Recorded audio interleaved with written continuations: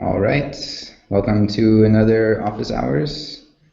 Um, Unfortunately, Nate can't join us today. He is sitting right over there, but we have like a pretty big feature launch coming out, and he's got to squeeze in some code before we code freeze this afternoon.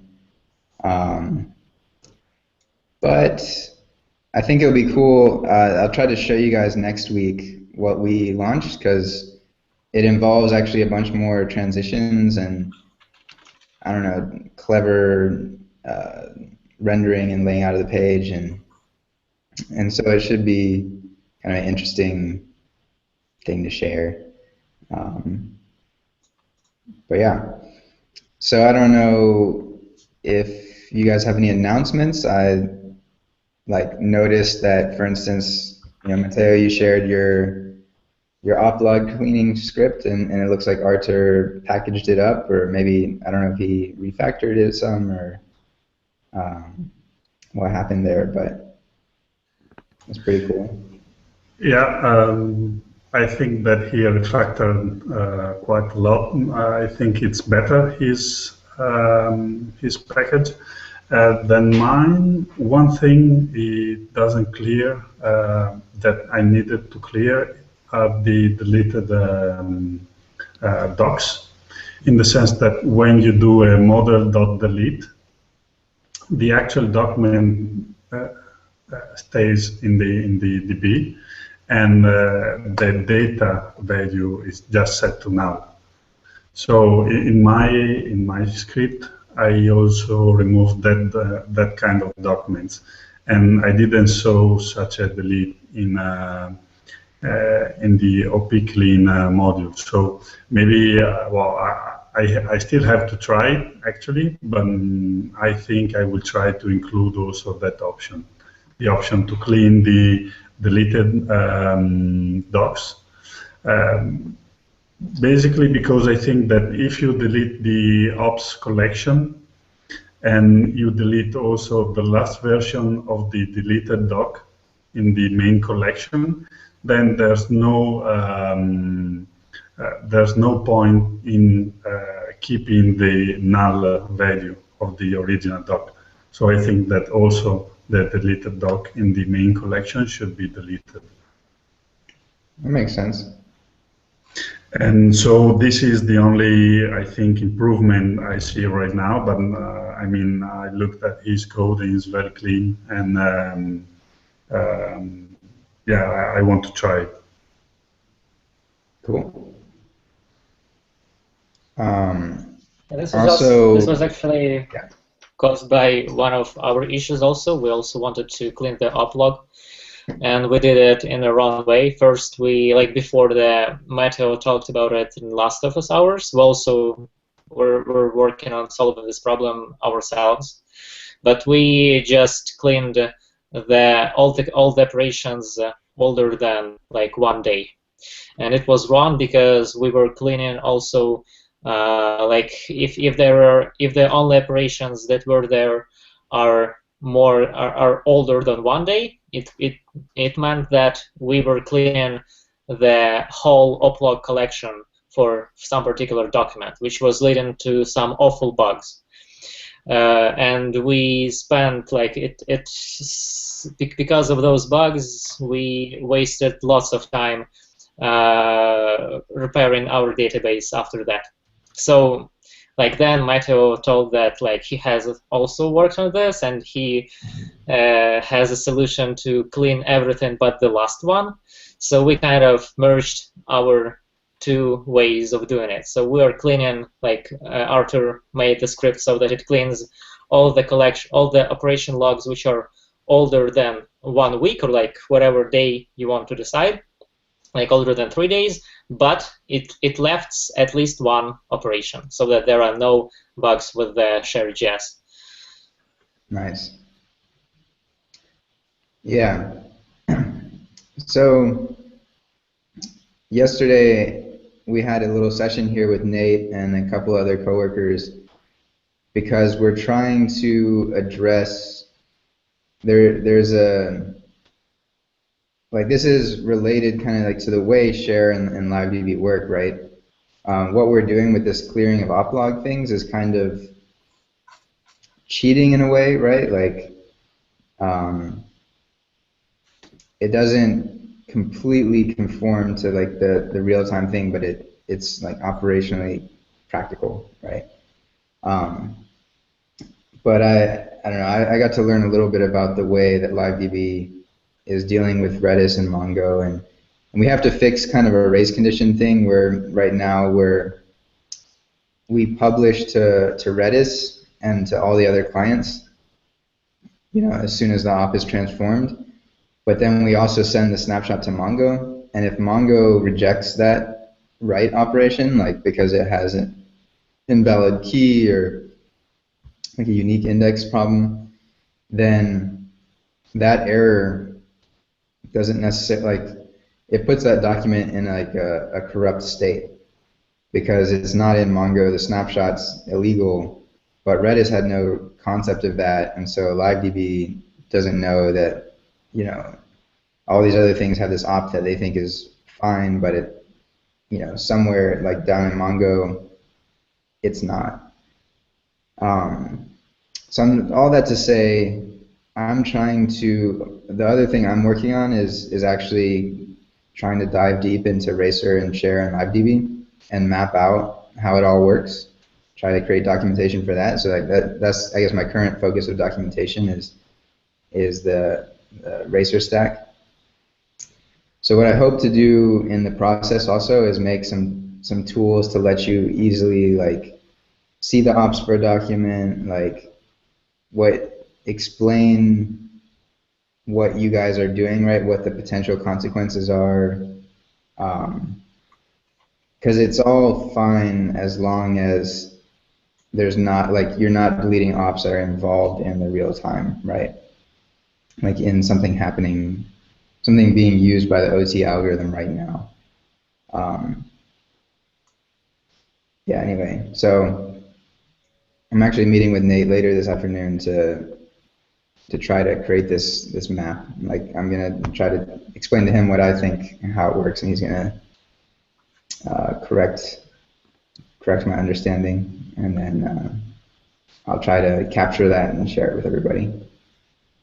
But so hopefully that will help. Related to that, I put in a link in the notes too. The other night I tried to tackle this one bug with like the to-dos example, Racer example, and Derby example, and it turned out that in the end it was just Racer browser channel needed to be upgraded, but it took me on like a long and winding journey through the messaging system of Share and like who's responsible, how all the operations get sent back and forth and the different things. So I took notes as I was debugging. So it's kind of like almost like a journal of my understanding as I deepened it, I guess. So it's not very readable. I just linked it just in case, but I'll be using that. I'll be cleaning that up, and turning it into something. So. And the other thing, I noticed somebody made this Derby page transition plugin fairly recently.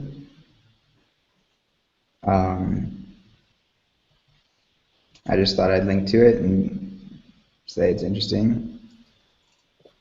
Actually, I did the similar thing, I guess, like 3 or 4 months ago. Yeah? Yeah. It's called Derby Transitioner. And it does the same thing.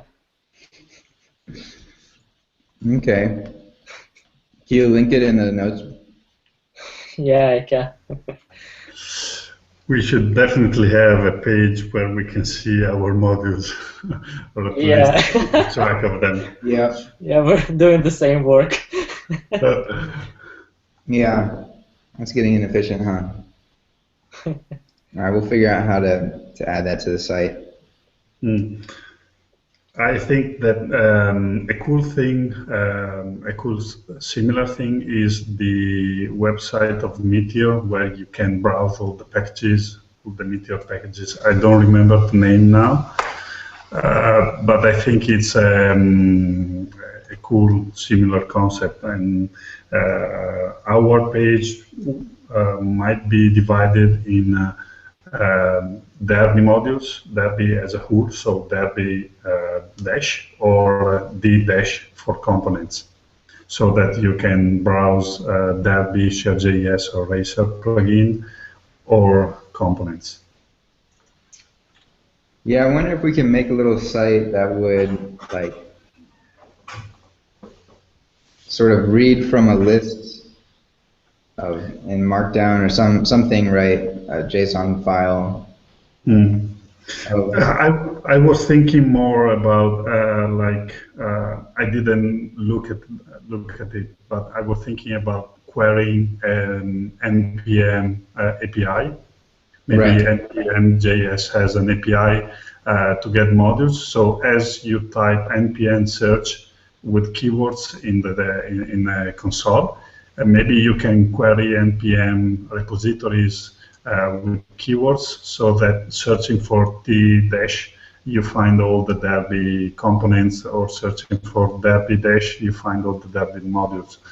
I was thinking more than a fixed list. I was thinking about a search API for NPM. Because that could be interesting. Especially if we do the tagging stuff that we talked about, where people also do an npm tag, like in the package JSON. Yeah, I was thinking exactly about that, and I got that idea looking at the Grunt, Bower, or the other flow management tools, where you have a page where you can search for the modules of that tool. So if you go to Grunt.js, you can search for all the plugins of Grunt, and likewise for Bower.js. And I think that the Meteor tool works in the same. So, and since they changed during time and they link directly to the repository in GitHub or NPM, I thought they were computed dynamically. That makes sense, because then we don't need to manually update all the list, but then the developer can just tag the module, so that the search engine gets updated. Yeah, no, I think that's actually what we should probably do. Cool. You want to do it? I would like to. The problem is I cannot even have the time to do my work projects. So it's a very strange period for us, because we are overload of work, and usually it isn't. So, but if I manage to have at least a proof of concept, I really like to share with you. That'd be great. Yeah, even like a prototype of searching one, or I mean, I think it's something that we'll try to make happen here too. But I just, realistically probably won't get around to it for a little while. Yeah, low priority. Yeah, but I think it is, it's pretty, it could make a big impact on the community aspect, right? Like in terms of making it easier to join the community, use Derby. So I think it's something we should do fairly soon, but just probably after some of the more basic documentation that we still need. Yeah. Also, I'm not sure if it makes sense. On NPM main site, you can make the search by the Derby keyword or the D/ something like this. You can do the search exactly on NPM site. Why do you need something new? Yeah, I mean, yeah, people can definitely go to npm, but I think there's something nice to have like a gallery or. But then you need to set up some fixed list in no matter what you write. I'm not sure if you can separate some packages from GitHub and know is this right on Derby or not. Well, By the name, it's strange stuff. With the tagging system, sort of, so if we say like we're only going to show your module if you have one of these tags, and if it's a component, it's going to show up in the component section. If it's a plugin, it will show up in the plugin section. It will incentivize people who want it to show up on the Derby site to, to tag properly, and that way we won't get a bunch of random crap. People who happen to use D dash or whatever. And it'll be more like if you're going to the Derby page, you're getting a bunch of components or a bunch of plugins. Whereas if you go and search on npm, you're not quite sure what you're going to get. I think there's some value to having that extra step of curation. And where my original train of thought was thinking like, oh, well, we have like a list that we maintain and people can do pull requests, and then it automatically fetches the data, the meta, the description and stuff from npm, but that's a lot more friction, like it involves more steps that people don't normally do, right? People normally do publish to npm, and they normally do write a description, maybe add a tag. So I think it's a good solution, or a good, something where we have nothing. So it's worth it. Yeah, and this solution would be easier for developer to start with publishing packages, and for developer who approach themselves to the framework to see what's around, see how it's developed. Because lots of people I speak with, they ask me how many people are using Derby, if there are enough packages to not lose too much time and rewrite everything each time, and all those kind of questions. So such page would be, I think, helpful for the community growth. Absolutely. All right. Do you guys have any questions for today? Well, I don't have questions, but and I didn't write to the hackpad, but maybe I have a pseudo announcement that is. Oh, okay. We were dealing with statistics, and the thing is, sometimes they are quite heavy to compute, and but you want them updated real time, and when something happens. So I found this. I use this pattern. Maybe I can get out the couple of functions we use to define the statistics computation functions, so that to make a Derby module. But anyway, we basically subscribe for some path. As I show you last open source hours. So we subscribe and we do model on some events on those paths.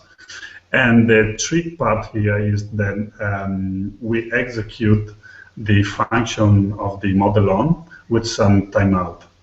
So basically, we execute the function the first time at the first event. Then that function set a timeout, so that all the other functions that are called on that event, they look at if there's the timeout. If the timeout is set, they exit.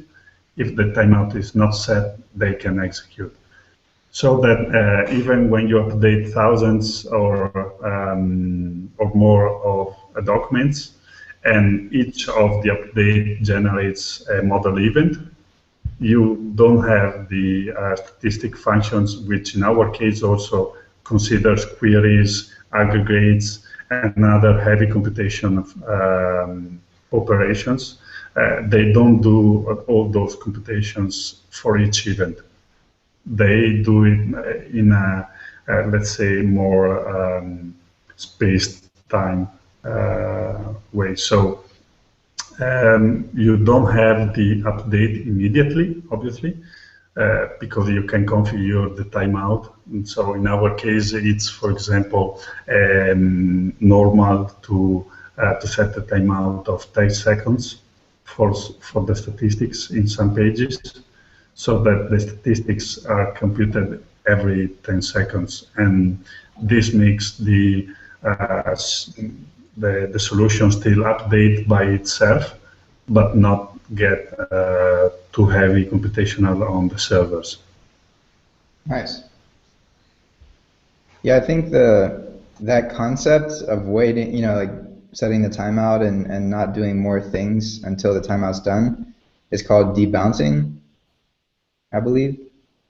Yeah, it's very useful. And I think, I've definitely used it a few times in Derby stuff, because anything that can fire these events, right? You want to make sure that you're not.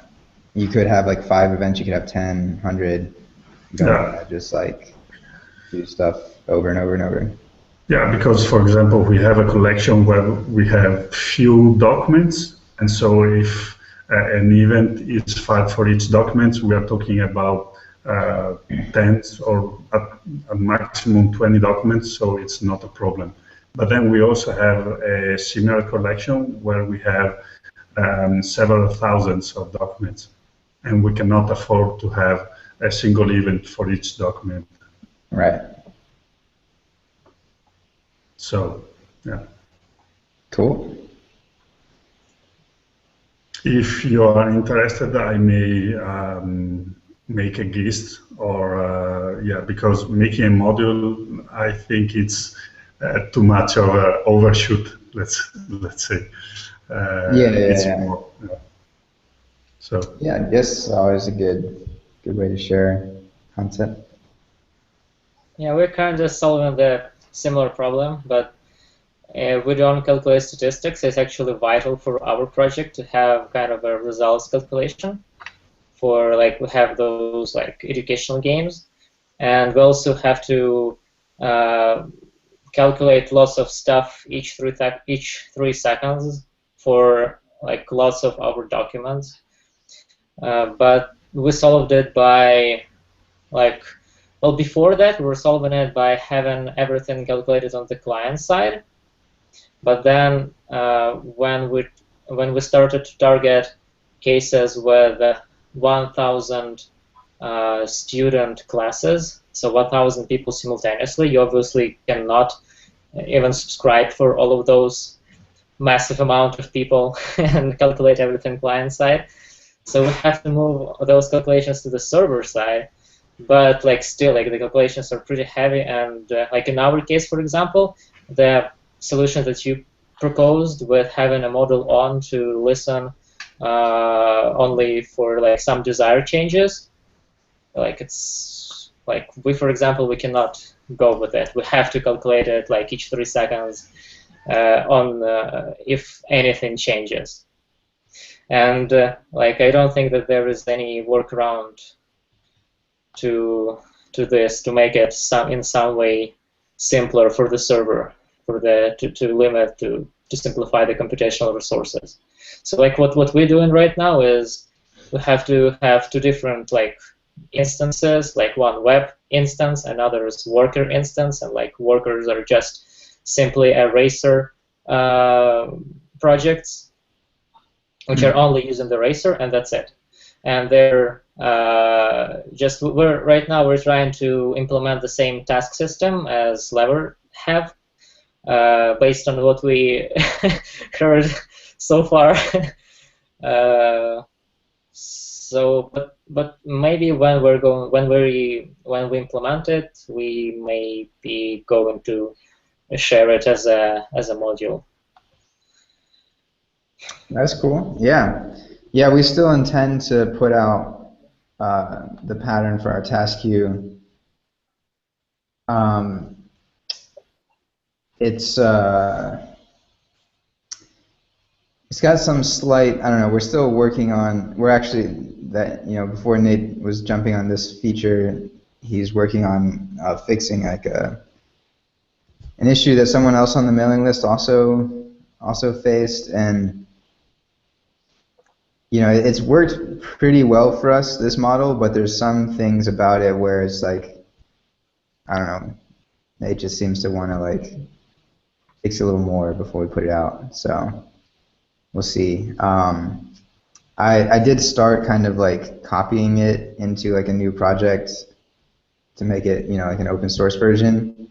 So I still might do that and put it out there and then just update it when we fix it to be even better. I mean, because it is like supporting a ton of work for us all day, every day. So it's not like it's bad. Yeah. I'll try that again soon. Yeah, we also have, if I may, we also have queue work system. We watch at queue and then bul or bull. I don't know how to pronounce it. But, bull seems better and a little bit easier to modify, so we went for bull. But then we had some problems with that because all the data were published through Redis, and we didn't want that. So basically, we wrote our own interfaces and implementation of the queue job worker model, and based on the bulk concept. And from our, let's call front end, Derby front end, we start a job on the backend through RPC, and then we write the output data through Racer to the DB, so that the data is updated live, and the Derby front end can get it. Actually, in the backend, we import Derby and use a Derby store, just because the version of Racer are equal, and we don't use Racer alone because just for the version, let's say. But yeah, we use the same model basically. We post a job. Or actually, we say to the backend that we want a special job, and it writes the output through Racer in the DB. Cool. Yeah, it definitely is a fundamental piece of any application stack. Huh?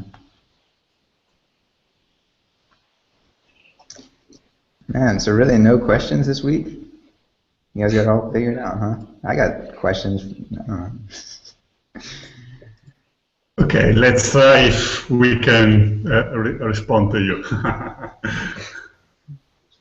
Yeah, I mean, I'm actually like when this is over, I'm gonna go and just try it, like to look through and annotate all the LiveDB functions and see.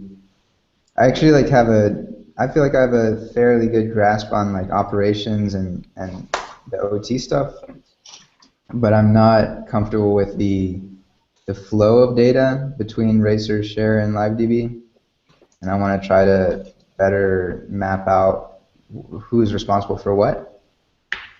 And so far, I gather that Share is responsible for most of the client-server communication.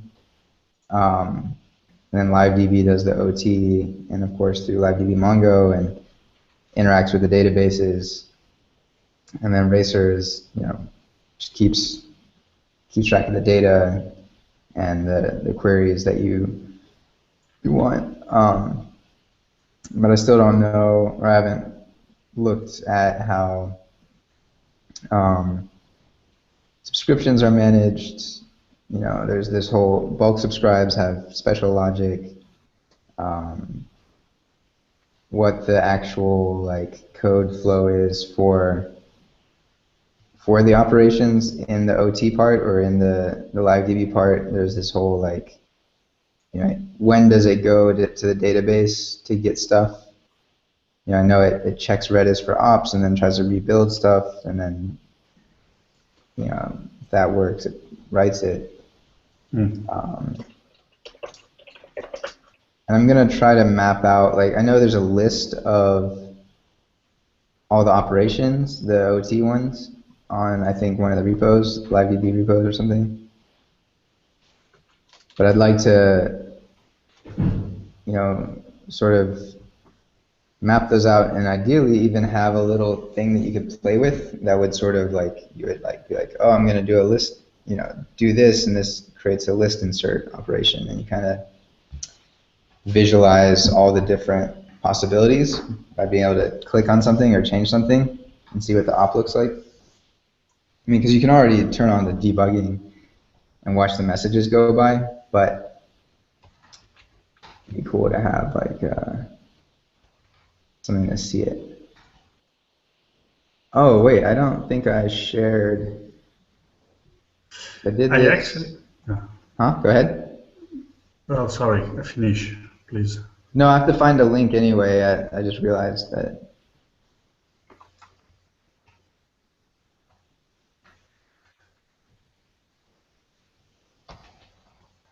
Because I was playing around, I think it was last week. Let's see.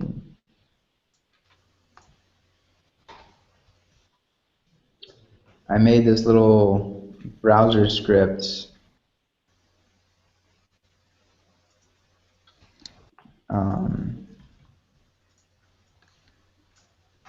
It lets you, I mean, it's kind of doesn't work that great, but it was a fun concept. I just put the link in the notes. I'll put it here too. It visualizes all the bindings on a page. So I had to make a small modification to Derby, and then I realized later that there's actually probably a better way to hook into Derby, so it wouldn't like necessarily create a memory leak the way I'm doing it now. So we're not going to merge this pull request in. I just kind of posted it to share. But it draws like a square around, so I layer a canvas over the whole page, and then I draw squares around like the bounding boxes of elements that have bindings. So I like loop through all of Derby's like binding wrapper objects or something like that. And I was just trying to understand how bindings work in Derby more intimately, and I just thought it was kind of cool. Like as when the bindings update, I updated some data so I could change the color of the thing, so you could kind of see how much different bindings change. Or I didn't find like a particularly like useful, like because the scales of the numbers are so different, right? Like some things might change constantly and some things almost never change.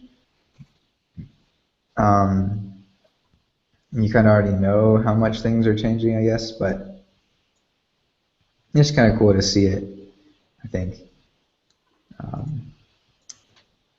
And it helped me see the different types of bindings too. But just figured I'd share. I have something to show you guys. Yeah. I remember this concept that we worked on together with you, Ian, with this like client-side iframe generation. Oh, right, yeah. So I actually made a prototype of the code pan. But I also made it not just as a simple HTML. I also made a preprocessors support for Jade, Stylus, and CoffeeScript. And here are a bunch of links to check it out. And the last one is actually yours tabs from your code pan. But it's on Jade, Stylus, and CoffeeScript. Nice. Do you is there a repo behind this, or? Not yet. Because I need to do the stylus and the CoffeeScript thing. Okay. Because I also wait. So if we both edit this, or yeah, we can both edit it. It uses the decode. How's it called? Decode mirror component. I don't know how to use. Okay. Because I actually also made a prototype. Yeah. Little Okay, different, like not nearly as good looking. Like my actual goal was to have a preprocessors for it because we wrote everything in Stylus and in like Jade. But like it's also like I also made a support for like HTML, CSS, JS, but also the preprocessors. And it compiles everything on the client side in the web workers. I compiled the Jade on the client side and Stylus and Coffee, and it works. Well, I had to tweak it a bit so that it knows that we can write an actual component, an actual Derby component without writing some glue code around it. Nice. How did you get the Derby to work inside the iframe? The standalone. Yeah, standalone. And then there is a bunch of other glue code to make it so that whatever class you write into the JavaScript section or CoffeeScript section, it picks it up as a component. And also you just write a regular syntax for like your templates in HTML or in Jade, and it also picks it up for this component.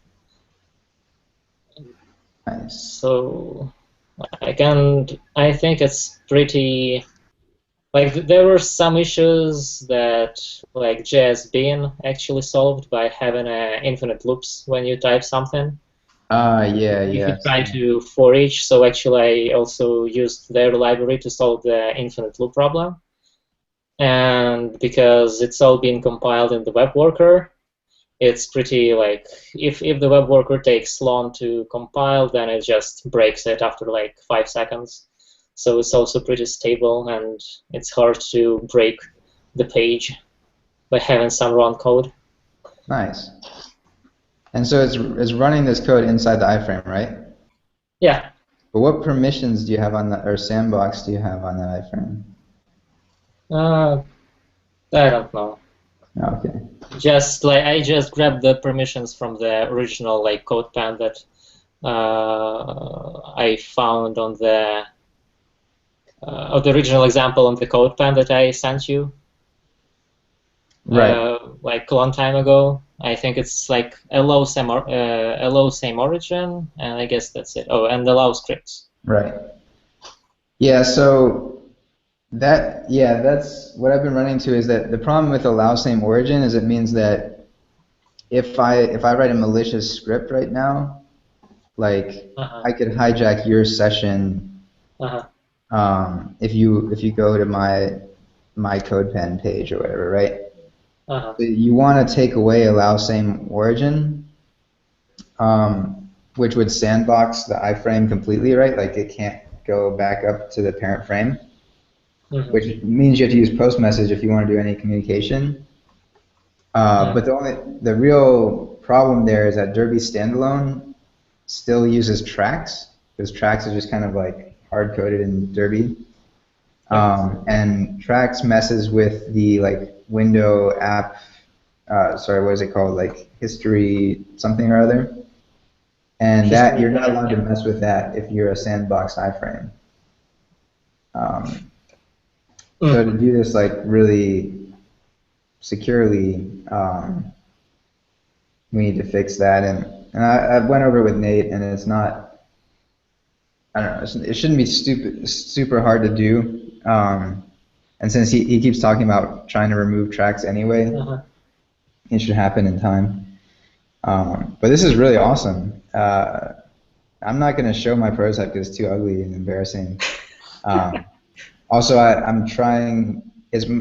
Mine is like a specific concept where it's going to be focused on data viz. So you have like a room with a data set, and then people can make little code pen things, and they'll all have that data. So, and also I have the collaboration sort of turned on, so it's only broadcasting. You can't, or turned off. You can't. Actually, you know what? It doesn't matter. It's ugly.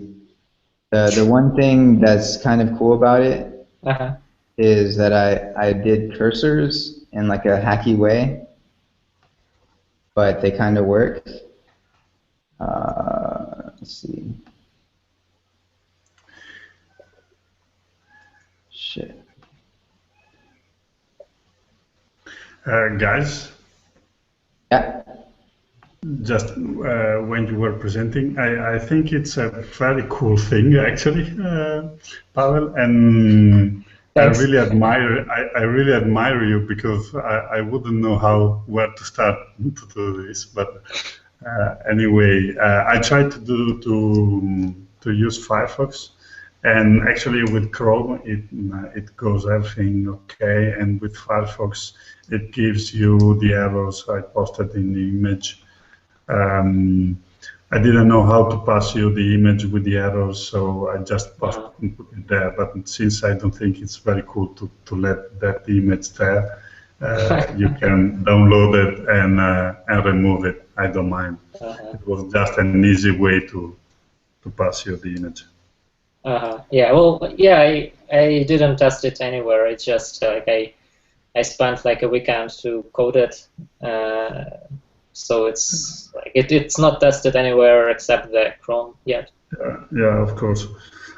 Actually, also I use Firefox, but the thing is, sometimes with Derby there are still things that doesn't work very well. So I think that, and I don't know. I don't want to think about Internet Explorer, but at least Firefox should work. Yeah, that's right.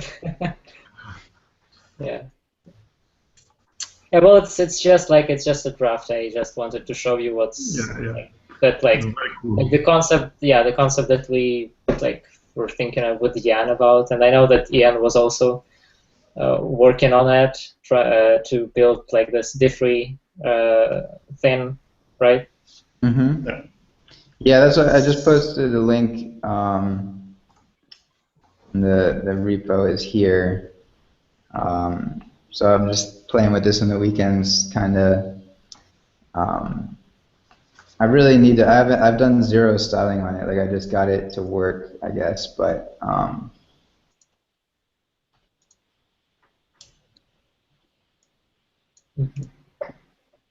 Actually, I wonder if I should just screen share real quick and then. Yeah, why not? Yeah, let's do that.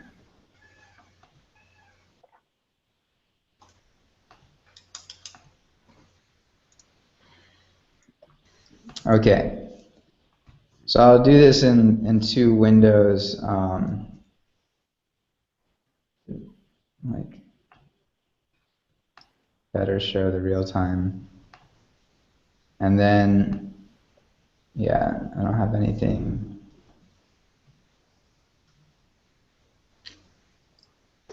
So if I'm logged in as a user, so this is like the right-hand browser is someone who can't edit right now. But you can see my cursor over here, right? Oh, that's cool. Yeah, And then here, you see the cursor. that's really cool. And the way I'm doing the cursors is just, I'm literally, like I have a collection called presents, and like for this, like this is one cipher or something, right? Like this piece of code that has JavaScript, HTML, and CSS. There's also a presence document, and I just like whenever I listen to code mirror changes of the cursor, and I just set that on this presence document, as well as like the time. I also have a thing where there's like a set interval, so it's like every second or so, and I could probably make it a longer timeout. But it's just updating the fact that I'm present. So like these will gray out if you're away for 5 minutes or so. It's cool. But yeah, I figured just track it in the data. I mean, it's not the most efficient, and like Joseph had all these ideas about how we could do presence, in sort of like supported by Share. But I don't know. It's kind of cool to have this extra data structure around too, because then I can like aggregate that in the room view. So this is all stupid ugly too, but where I want to go with it is that you'd have like a primary code, right, that makes use of this data. I guess over here, so you could edit the data, and this is like, JSON or whatever. Maybe you could put a CSV in here. And then when this runs, the data is updated. And then other people can't make new ones, but they can fork, right? So if like I as this Angelil user made this fork, and I can edit this one, right? And then you would be able to like, oh yeah, you can like put markdown in here and description. Maybe attach a video if you like made a video about this. Because I'm basically just building the thing that I want for like the data viz tutorial stuff that I do, or like, be able to say, hey, here's a data set, or here's like a topic. Let's make, see what people will make around it, and then like I can make it in code in real time and present that, or share it with people online, and then other people can take it and try to make their own interpretations and sort of fork it. So. Yeah, like I was kind of thinking of this as a way to have a collaboration, and so that like in CodeConf, for example, there is only a paid stuff to have a collaboration, and it's pretty crappy because like you need to usually it doesn't apply automatically. And what I was thinking about doing is to like we have our WebRTC widget for like video and audio communication.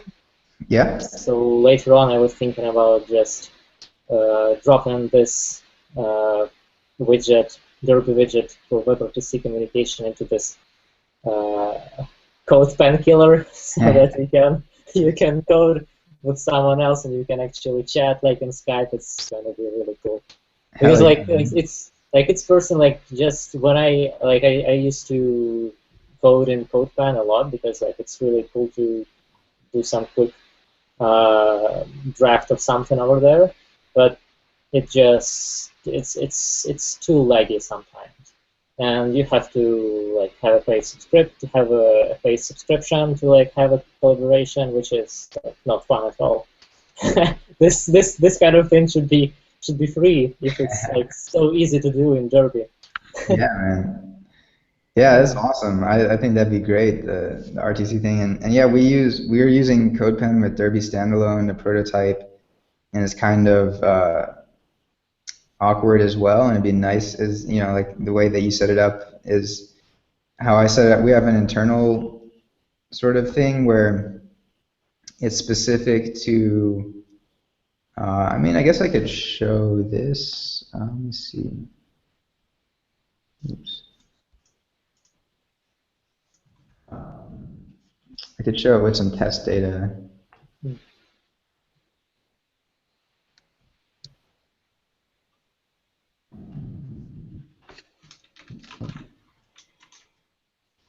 Load this up. I'll share again. I think I did a very similar thing with the component. All right, you guys can see this? You're not sharing your screen anymore. Huh? You're Oh, wait, not. I haven't shared it yet. Now you can see it? Yep. Yeah. All right. So this is our sort of like our administrative interface to our application, right? Mm-hmm. But I have this. Oh shit! I'm running out of battery.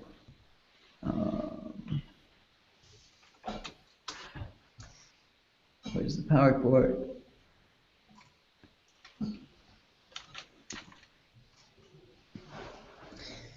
This ability to make arbitrary Mongo queries against our collections, and so let's say I want to look at some of our sort of reporting data. I have a list of collections here, and then I save queries like, let's see.